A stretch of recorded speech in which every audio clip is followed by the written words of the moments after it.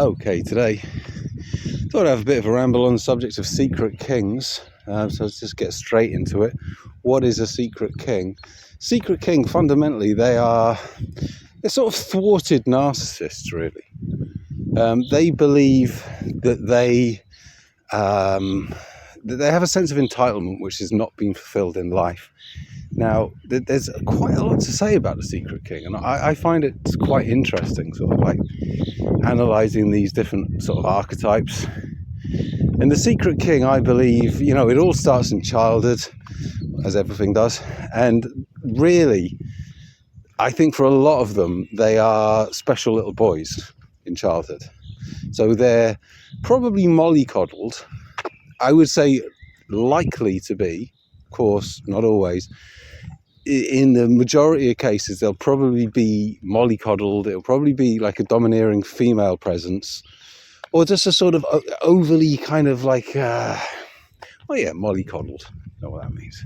It's easy enough. So I think they're kind of overindulged. They're constantly told how clever they are, how brilliant they are, how they can achieve anything in this world, and this is really drummed into them. I think that might be exacerbated in some cases if they have either an absent paternal figure or just a sort of distant or just a bit fucking useless one. Which again, none of this is anyone's fault. So, I'm not casting any aspersions on people for these, situations. But, I think this is in large part a contributory factor in a lot of cases. Because the special little boy, when he's 7 or 8, he's told constantly, you can do anything, you could be a prime minister, whatever else. But then special little boy starts to go to school, maybe goes to secondary school, maybe he's quite short, because a lot of cases, I'm going to say the secret king will, in a lot of cases, if you had to make an estimate, they will be shorter than average, they will probably be plumper than average, and you can probably surmise where this is heading. It's heading towards the dissident right, because the dissident right is absolutely rife with them. The dissident right is,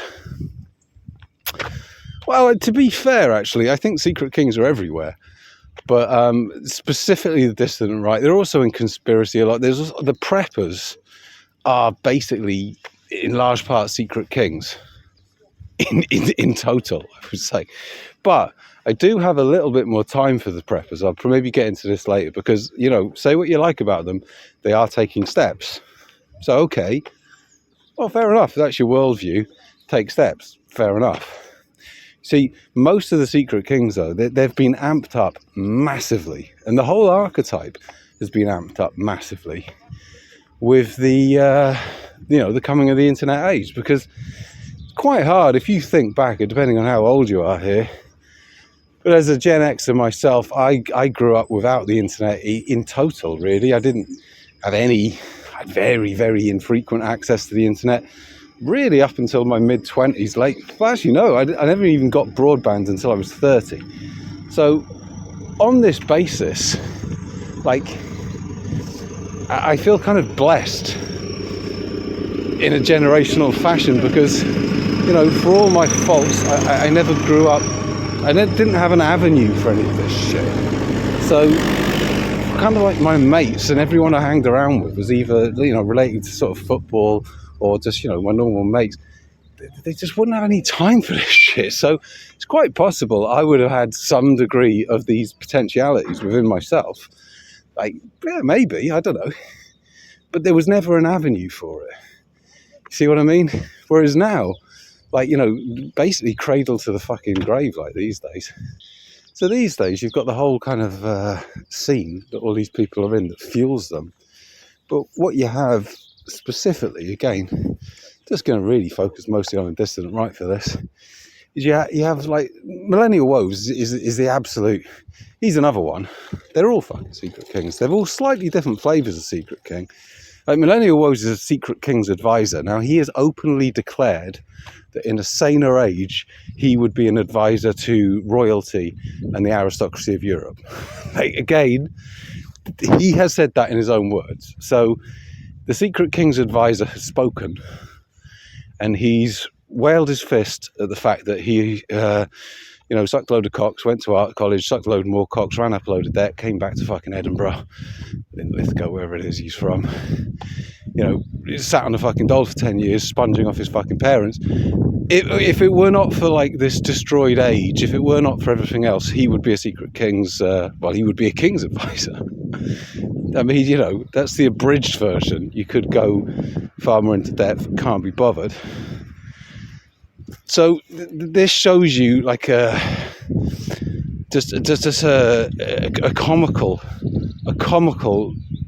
sort of chasm between reality and self-conception. Now, again, in a time before the internet, where's he going to fucking do that? Where's his avenue for this? He's not going to have one, is he? But what he's got with the internet and, the decline is he's got a wheelhouse where he can actually LARP as this.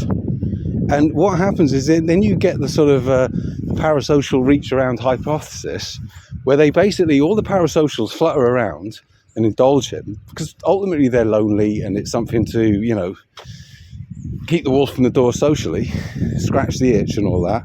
Well, again, casting no aspersions, this is a modern world we live in, but fine, moving past that, they kind of indulge him and they tell him, yes, you are.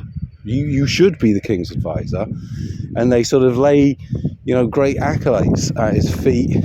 They send him money. So they indulge him. Again, this is why I call it the reach around hypothesis. It's because Woes fucks them and they fuck Woes. Because now Woes, all his delusions are being validated. And people are saying, yes, you are a thought leader. Here's some more money. So as I said before, they kind of enable him out of their own lack of social context. This man who really is drifting around the periphery of mental illness in reality. Certainly, if you're talking about levels of self-conception, just a fucking useless figure in reality. Now, because of the quote-unquote unreality that they all get so excited about talking about has bestowed this upon them, really, I think he's just right place, right time, concerning someone like Woes. He was part of a sort of first wave, if you like. And, again, he's not a bad communicator. So, okay, not to, you got to give him his credit. He's good, essentially, at doing this. Why I conclude at length, and I think it's irrefutable, that he is a dark triad narcissist, which, again, is in large part a secret king. I mean, there's... You stray around the peripheries of the cult with the Dissident, right? Of being a literal cult. These are, to some extent, cult leaders. Now, of course, it's not like a hard cult. It's not a compound, although they're trying to get a few off the ground, aren't they? But, it's more of an online cult. And, I mean, I ran into this not that long ago. I mean, actually fucking numerous occasions, really. But there was a good little example, just in the back and forth. I wrote a comment somewhere pertaining to his summer of grift, the 26 grand, etc., which I'm sure people will be aware of at this point. So step over all that. This is where he begged for money with all this money in crypto lying around, and no doubt much, much more. Never have more than 5% of your money tied up in crypto. He's got 26 grand just lying around untouched. So draw your own conclusions. I pointed this out, and you get people in the comments, or one guy particularly, he's come back and he said, he's defended the cult leader. I don't want to dig this guy out personally, but I'll stick it on the screen, whatever. But he defended the cult leader, and he said, people or content creators who cannot, pay for their lifestyle via content are truly suffering. So with the levels of entitlement. So Millennial Woes is entitled to a comfortable middle-class lifestyle by shitposting and writing appalling essays and being a propagandist for Russia in a particularly slimy information laundering kind of way, and all the rest of it, essentially. And then he goes on to rebrand the 26 grand that he's lying around in crypto as being his life savings, which, again, not linger on this, you don't put your fucking life savings in crypto. Like, you would literally have to be retarded to do such a thing. Standard financial advice is no more than 5%. If he's got 15%, he's a balls out fucking bull. If he's got 20%, he's beyond reckless. So, but he's rebranded it because he's trying to soften it in his response, because he is flocking to the defense of the cult leader. And you will see this, you know, in the sort of cult dynamic, is that if ever the cult leader gets criticized, people will rush in and, you know, they will show their worth and they will defend him. Now, the guy in question, I don't, whatever. Okay, fair enough, mate. He's in a parasocial relationship. Well, I'm going back to the parasocial rebrand. He's invested. Now, almost certainly financially to some extent. He sent this man money, but arguably more important, because, you know, the parasocial bros are not like Russian slush funds. They send 20, 30 quid, maybe 50 quid, and that's generous. Fair enough. But the money isn't that big a deal. It's more that he has constantly told him, he's reinforced him. So he's publicly said, Melanie Woes is a great guy, he's thought leader, blah, blah, blah, he's perfect, brilliant, we all have the Dissident, right? So it takes some fucking balls, quite frankly, to admit that you've been had. And most people just don't, because they don't really care. This goes hand in hand with the demoralization. They're just like, well, this is where I am. What am I going to do? I'm in these echo chambers. What am I going to start, you know, going against everything I've previously said, and, like, you know, going against all the people that I sort of chat and give me dopamine and, you know, some degree of communication every day. Am I just going to sort of cut that off?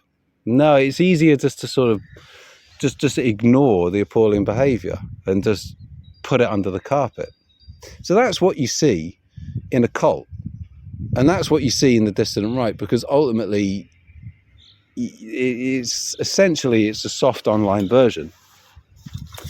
So kind of rambled away arguably from the Secret King aspect here, but the Secret King will be indulged. So this is what I'm saying. If I was to start pulling Secret King shit in 2002, who would I be pulling it to? It'd just be like, the fuck has got into you fucking weirdo, which probably I'm probably due a large dose of that myself anyway, but fine. The thing is, now we're all in these echo chambers where we can kind of validate each other's worldviews. Well, it's kind of fine if you don't grift and you're not a narcissist, really, to a certain extent.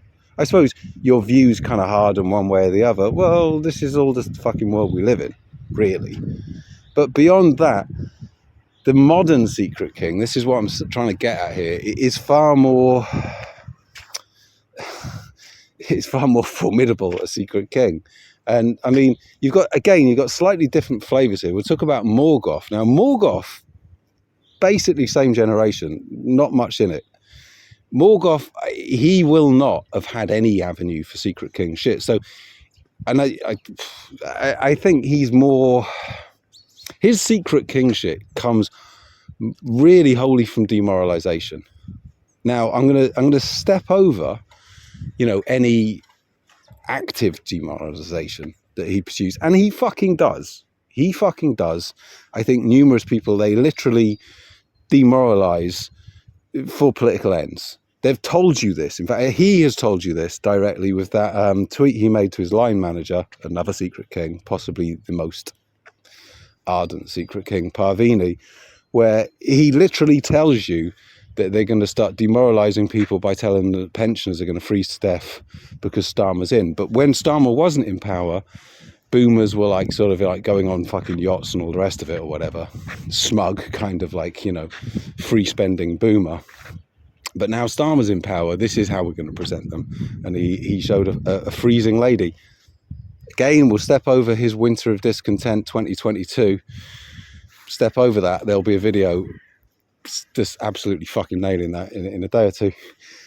But so he told you that they will demoralize. So that's on the record. But now I also think this is just the man's character.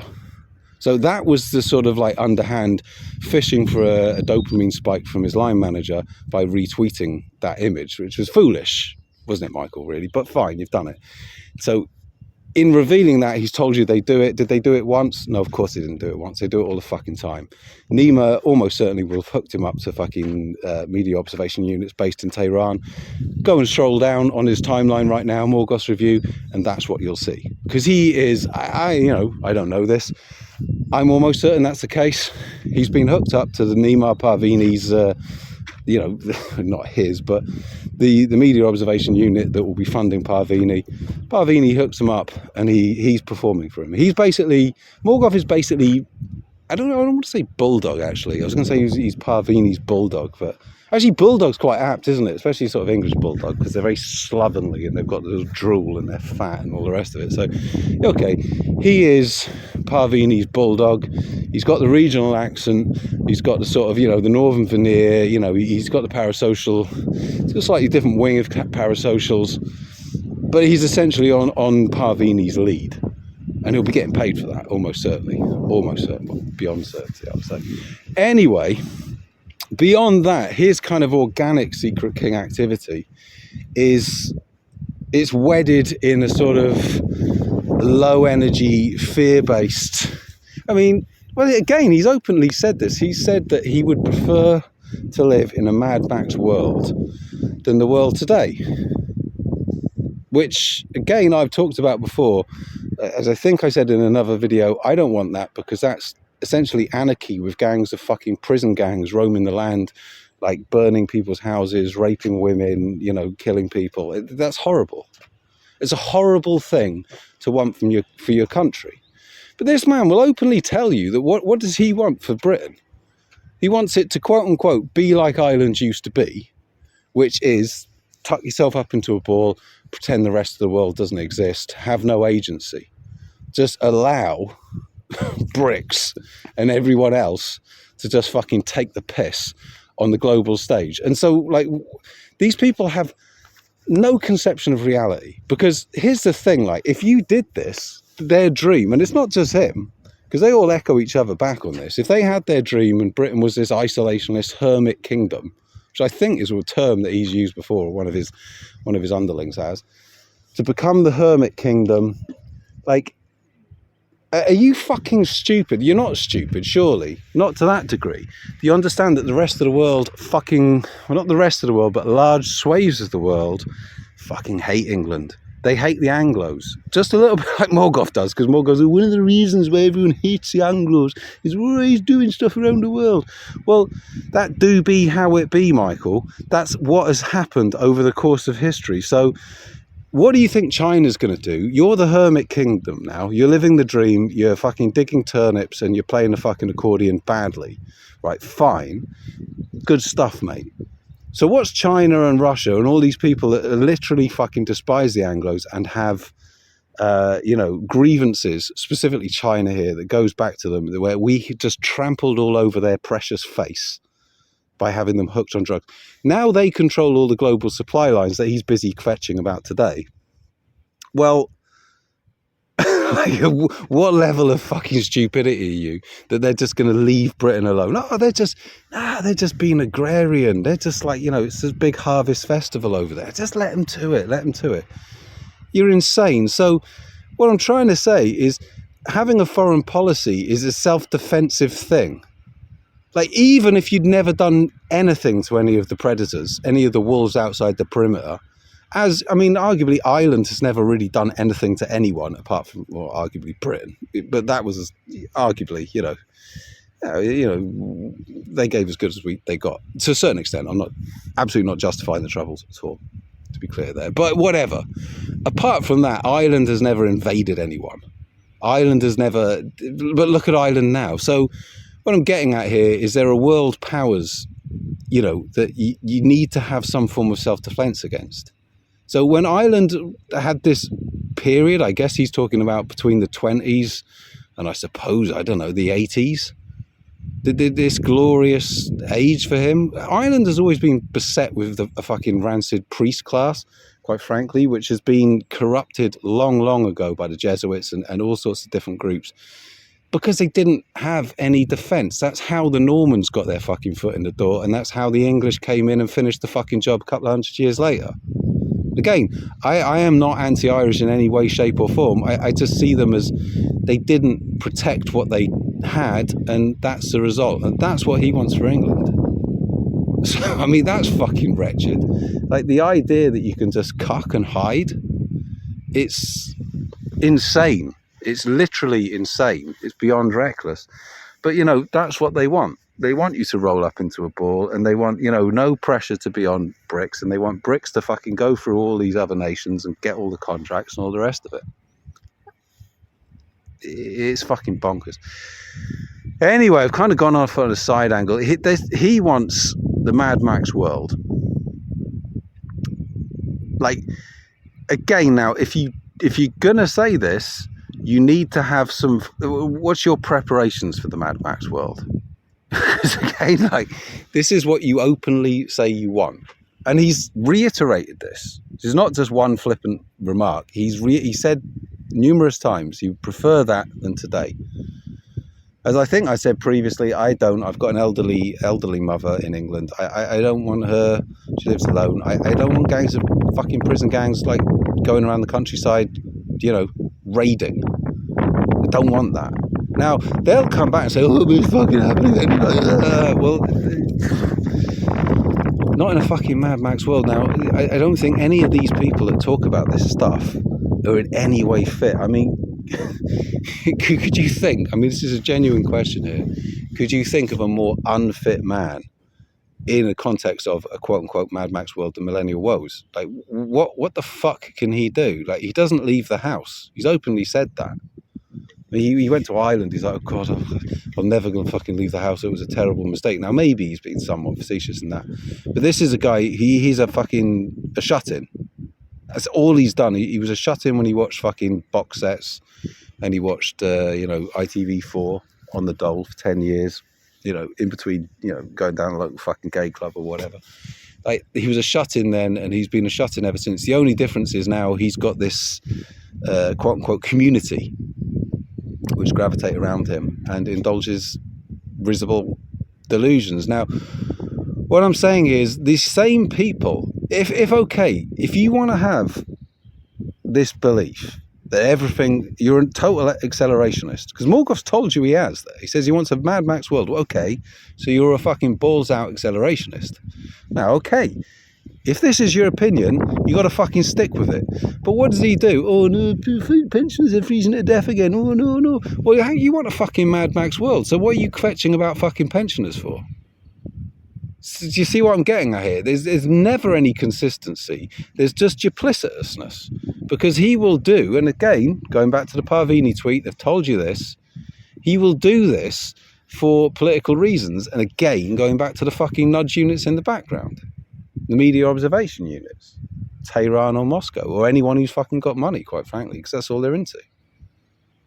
So, on the one hand, okay, you're a balls-out accelerationist. Now, if you're a hardcore prepper and you are a balls-out accelerationist, good luck to you. That's your worldview.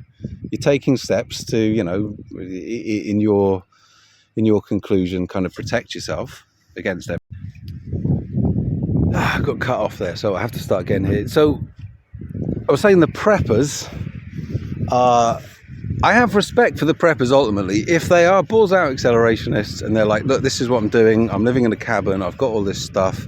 You know, I've got water purification, blah, blah, blah. I mean, I don't really think there's much wisdom in it if you're just talking about going off and living by yourself, because actually you need community around you.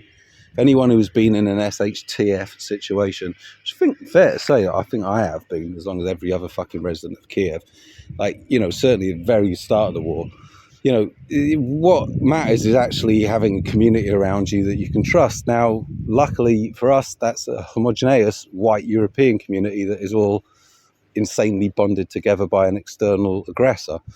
Now, I realise that's different in the West, in a future West. Well, okay, but you can't just be sat on your Todd or, you know, on the edge of a little hamlet somewhere, sort of with cabbages and like a massive stash of, like, you know, dried food, because in the SHTF situation, you suddenly become a big target, don't you? But okay, it's kind of a side issue. It's not really worth getting into, but my point being is I kind of have respect for them because they're consistent in their worldview and their behaviour, as opposed to Morgoth for the reasons I've just given. Is that he'll tell you that he would prefer total balls out accelerationist, anarchy in the UK. He wants that. He wants a Mad Max world. But of course, it totally goes against all his, political nudge unit shit. But listen, if you do want to have that, you need to take steps to sort of, okay, how are you going to navigate this? With an online blog? You know what I mean? So the whole thing, I think it's just more demoralization, because if you tell a load of people, and if you look at the dissident right audience, probably a lot of them will be to a certain extent secret kings. Certainly they will be demoralized, certainly if they're regular fucking readers of Morgoth's Review and many others. So the point is, the great kind of equalizer, the secret king loves it. The secret king loves, hearing about, potentiality for, waves of death and all this kind of stuff. It's their time to shine, is what I'm saying. Because, hated kind of like modernity, let's look at Millennial Woes. He hates modernity because modernity has robbed him of his rightful position as the king's advisor. Right? I mean, he basically tells you that. And he'll constantly fucking post pictures of a fucking post office, I don't know, on the Wirral or something in 1964 and go, oh God, wasn't it wonderful? Now look, everything is ruined. They've had this drip, and it really is constant. Morgoth, he's the even worse, I would say, with the nostalgic, tearful wank, that he goes on. And they all fucking love. It's like the band played thing.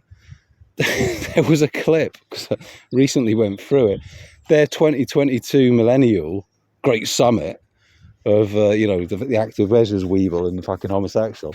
And I think it's like, I even thought, well, maybe I'll just put this in a sort of, 20-second video or something. Because I just thought, this little, example here just absolutely nails the dissident right in under 30 seconds. And it was a guy who had paid Millennial Woes, the homosexual. He'd sent the homosexual money in order to tell Morgoth that his video made him cry. And I mean, there you've got it all.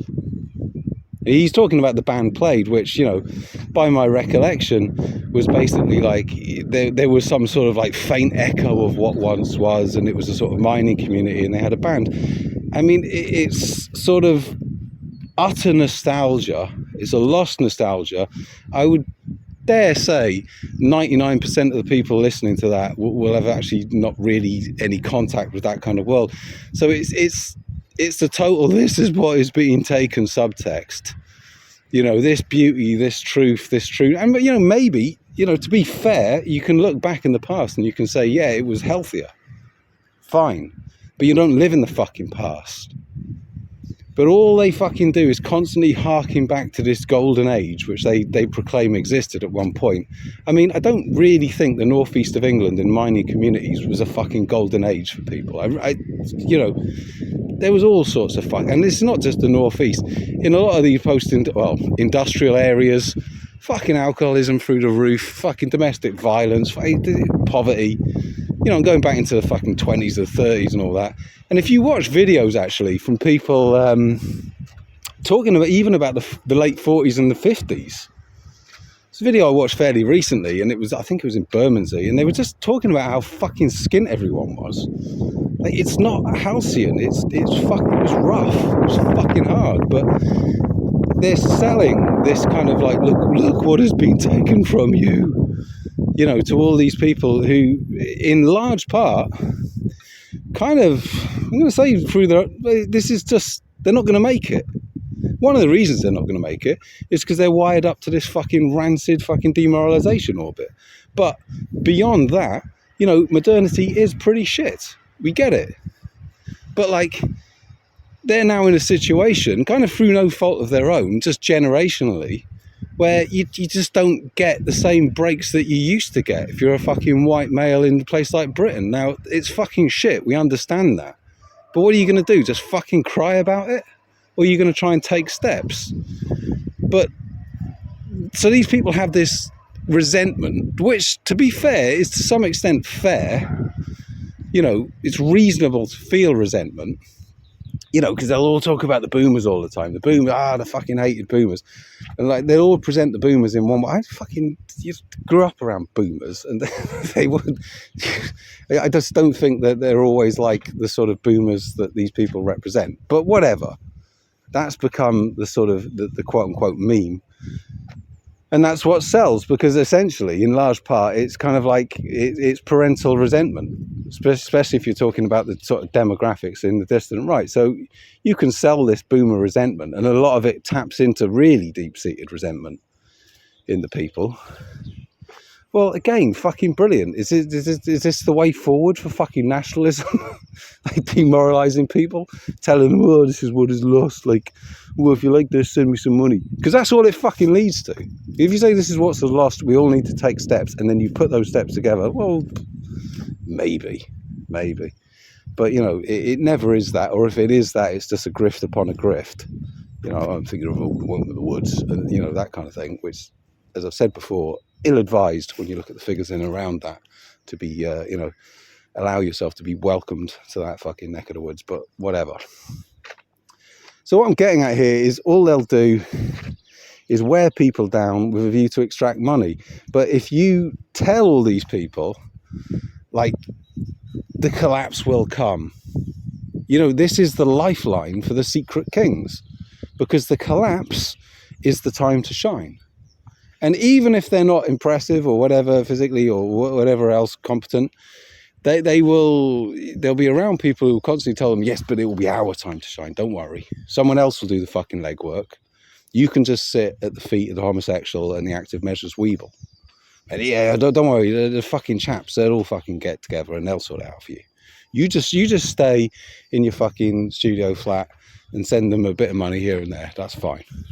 Which, you know, again, is somewhat facetious, but ultimately, because Morgoth, right, he's, if you're serious about all this, if you're like, shit, everything's going to collapse in the next 10, 15 years, we need to fucking get match fit here, then you'd be encouraging people to join the fucking forces, get in the fucking army. And of course, he does the absolute antithesis. He literally pats himself on the back when he says, I don't know, there's some tweet he made ages ago, and he's just like, he's delighted to hear that someone who was considering joining the army is now not joining the army. Well, this is not about actual soldiering here, but it's like, if young people want to get like match fit, and this is not, again, this is not like talking about guns, it's not talking about anything violent necessarily, it's just becoming competent within systems and groups, which is what you need in a fucking shit hits the fan situation. There's no better fucking place to get your training and all the rest of it. But even in me saying this, the fucking response, oh, you're fucking chill, you're fucking this, it's just so tedious. But that's the kind of messaging you'd be saying. Look, do a fucking contract, get in and out, get all the fucking vocational training you get, and then, you know, prep to the future. Because you'll have mates within this is networking.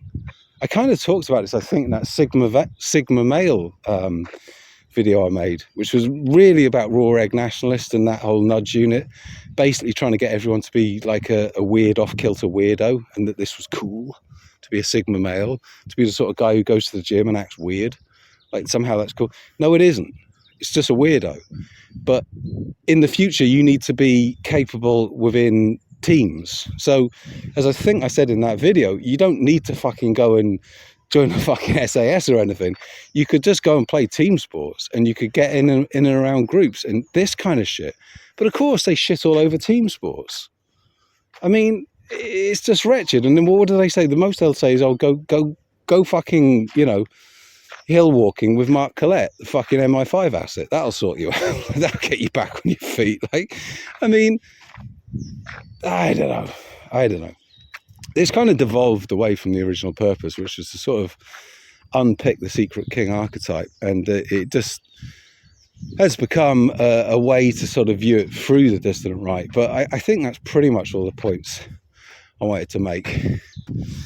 As ever, make of it what you will. Don't be a secret king. Don't be fucking weird off kilter. And don't listen to people who are kind of telling you to be weird and off kilter, because especially if you're a younger guy, especially if you don't have everything that you want in life in terms of family, friends, all the rest of it, like you need to, I'm saying like women, you know, a wife, you need to be a bit more fucking normal if you want to be socially successful. That is just the fucking facts. Unless, I mean, what do you want to fucking do? Do you want to go and live in some extreme? Well, then you're in a fucking cult, aren't you? And you know, normal isn't bad in the sense of the fucking NPCs. In a sense, I mean, I actually kind of think the NPCs are actually probably healthier than these fucking nudge units, because nudge unit people and their crew, because they've had a different kind of dark energy. But that kind of dark energy, in a sense, it's not so, well, it's just different. The dark energy that comes, you know, from the likes of Peter Thiel and Russian nudge units, Tehran, all the fucking rest of it, it's just a different thing. And they're screwing people up. You know, the mud children as well, of like the likes of Mark Collette and many, many, many, many more, they're funded by MI6, MI5. It's the same stuff, because they're trying to make fringe groups weird so they're not fit for purpose. So what I'm saying is, don't listen to them. Try, if you do think collapse is coming, you need to get fit for purpose, which doesn't mean going further into your echo chamber. If anything, it means coming out of it, getting some fucking serious life skills, and just, you know, navigating away through the future.